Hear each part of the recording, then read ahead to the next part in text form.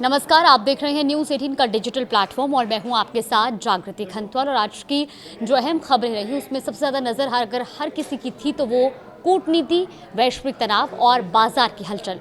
और इन तीनों को लेकर जो बड़ा अपडेट सामने आया उसमें सबसे पहले आज हम आपको बताते हैं अमेरिका और ईरान के बीच कथित शांति समझौते की। देखिए, अमेरिका के राष्ट्रपति डोनाल्ड ट्रंप ने दावा किया कि ईरान के साथ एक ऐतिहासिक समझौता लगभग तय हो चुका है और युद्ध जैसे हालात खत्म होने की कगार पर है। लेकिन तेहरान ने इन दावों को सिरे से खारिज कर दिया है। ईरान के विदेश मंत्रालय के प्रवक्ता इस्माइल बकील ने स्पष्ट कहा है कि अमेरिका के साथ किसी भी अंतिम समझौते पर अभी मोहर नहीं लगी है और उनका ये भी कहना है कि मीडिया में चल रही खबरें केवल अटकलें हैं और ईरान अपनी रेड लाइंस पर कोई समझौता नहीं करेगा। वहीं ईरानी सरकारी agency Islamic Republic news agency यानी कि IRNA के अनुसार तेहरान का कहना है कि वार्ता के कुछ बिंदुओं पर प्रगति जरूर हुई है लेकिन अंतिम सहमति से अभी दूरी है। अब ईरान ने अमेरिका पर आरोप भी लगाया कि वो बातचीत के दौरान बार बार अपना रुख बदल रहा है जिससे कूटनीतिक प्रक्रिया बाधित हो रही है।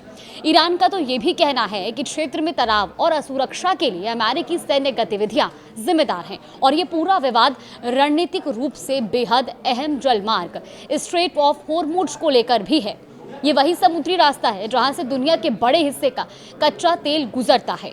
राष्ट्रपति ट्रंप ने ओवल ऑफिस से बयान देते हुए कहा कि समझौते को अंतिम रूप दिया जा रहा है और संभव है कि यूरोप में एक औपचारिक हस्ताक्षर समारोह भी हो।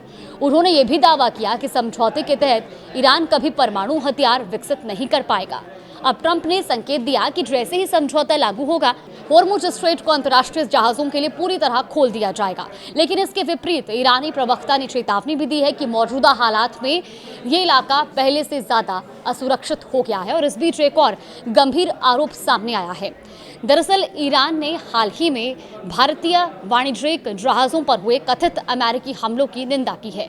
तेहरान का ये दावा है कि इन घटनाओं में भारतीय नागरिकों की जान गई और इसे राज्य प्रायोजित समुद्री डकैती बताया गया है। ईरान ने अंतर्राष्ट्रीय समुदाय से अपील भी की है कि वो अमेरिका को जवाबदेह ठहराए।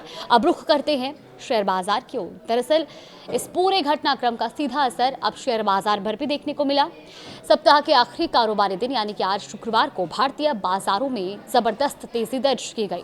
बॉम्बे स्टॉक एक्सचेंज का सेंसेक्स शुरुआती कारोबार में ही लगभग 900 अंकों तक उछल गया, जबकि national stock exchange of India का निफ्टी भी मजबूत बढ़त के साथ कारोबार करता दिखा।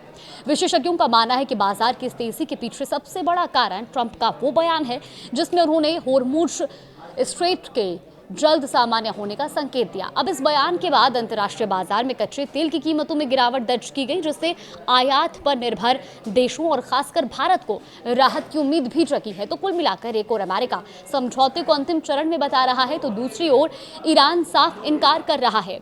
कूटनीतिक बयानबाजी के बीच वैश्विक बाजारों में उतार चढ़ाव तेज है और दुनिया की नजरें अब अगले आधिकारिक कदम पर टिकी हुई है। फिलहाल अगर इस पर और भी आगे कुछ अपडेट आएगा तो जरूर आप तक साझा करेंगे।